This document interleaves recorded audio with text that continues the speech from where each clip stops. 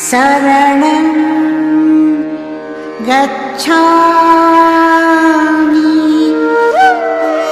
धम्मं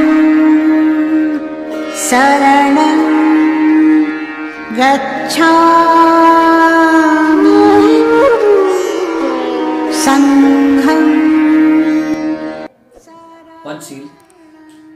पाणातिपाता वेरमणि सिक्खापदं समादयामि।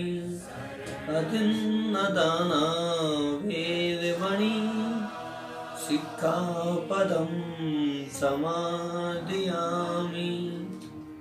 कामेषु मिच्छाचारी सिक्खापदं समादयामि।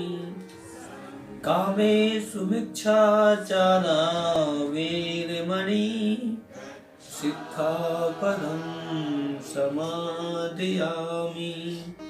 मुसावादा वेरमणि सिक्खापदं समादयामि। सुरामेरयमज्जिपमादठाना वेरमणि सिक्खापदं समादयामि। मैं अकारण प्राणी हिंसा न करने की शिक्षा ग्रहण करता हूँ। मैं बिना पूर्व स्वीकृति के किसी की कोई वस्तु न लेने की शिक्षा ग्रहण करता हूँ। मैं व्यभिचार न करने की शिक्षा ग्रहण करता हूँ।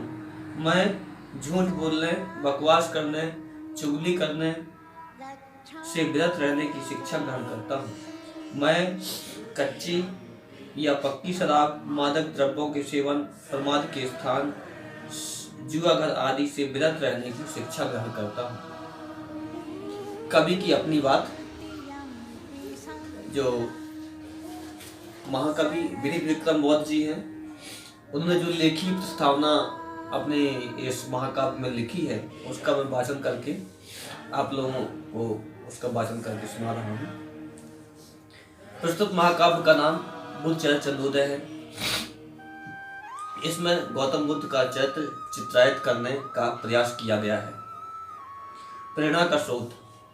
वैसे तो जयदेव के लेखन के बाद मैंने लेखन से लगभग संन्यास ही ले लिया था, फिर भी अपने जीवन के अंतिम चरण में बौद्ध धर्म और दर्शन से विशेष प्रभावित होकर जब मैंने बौद्ध धर्म की दीक्षा ले ली, तो मेरे मन में यह अनुताप होने लगा कि कई बार प्रबंध काव्यों का प्रणेता होने पर भी मैं विश्व के सबसे बड़े धर्म प्रवर्तक तथा मानवतावादी विचारक महामानव बुद्ध पर कोई छोटा मोटा काव्य भी नहीं लिख सका। कदाचित अनुताप की ही यही भावना इस काव्य के प्रणयन का मूल कारण और स्रोत है। बुद्ध की लोकप्रियता। बुद्ध के जमाने में अनेक धर्म प्रवर्तक अपने अपने धर्म का प्रचार कर रहे थे। इनमें जैन धर्म के प्रवर्तक महावीर स्वामी के अलावा अजित, केश कंबल, उद्दक, रामपुत, अडार कलाम, मक्खली, घोषाल, पकुद, कच्चायन, पूर्ण काश्यप आदि प्रमुख थे। निश्चय ही इनमें मध्यम मार्ग के प्रवर्तक गौतम बुद्ध को सबसे ओजस्वी धर्म प्रवर्तक के रूप में उभर कर सामने आए। वे अपने समकालीन धर्म प्रवर्तकों में सबसे अधिक लोकप्रिय हुए। बुद्ध की लोकप्रियता का अनुमान इसी बात से लगाया जा सकता है कि उस समय बुद्ध सबसे प्रतापी मगध के राजा बिंबिसार और कौशल के राजा प्रसेनजित ने भी बुद्ध का शिष्यत्व स्वीकार कर लिया था। उनकी लोकप्रियता का पता इस बात से भी चलता है कि बुद्ध के परिनिर्वाण के बाद उनकी अस्थियों के लिए दावेदार 8 राज्यों के प्रतिनिधि अपनी अपनी सेनाओं के साथ आकर उपस्थित हो गए और संघर्ष की स्थिति पैदा हो गई थी, जिसका निवारण द्रोण नामक एक बुद्धिमान ब्राह्मण ने किया था। बुद्ध की यह लोकप्रियता उनके परिनिर्वाण के बाद भी कम नहीं हुई, बल्कि उत्तरोत्तर बढ़ती ही गई। अशोक, कनिष्क और हर्षवर्धन जैसे महान सम्राटों ने बुद्ध धर्म की दीक्षा लेकर उसके प्रचार प्रसार में प्रशंसनीय प्रयास किया और भारत के बाहर चीन, Japan, Mongolia, Manchuria, Thailand, Cambodia, Burma, Tibet, Lanka आदि कितने भी एशियाई देशों में प्रसारित करके उसे विश्व का धर्म का रूप प्रदान किया है। अपनी लोकप्रियता के कारण ही बुद्ध मूर्तिकला के सबसे प्रिय और प्रेरक अवलंबन बन गए।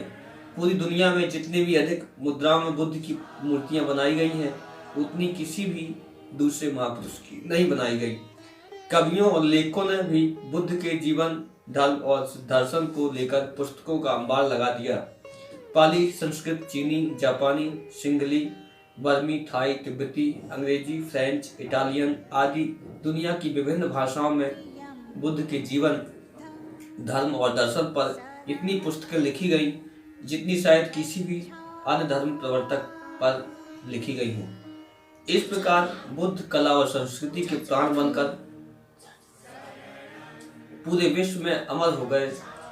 उन्होंने अपने देश का नाम दुनिया में अधिक उजागर किया। शरणं गच्छामि।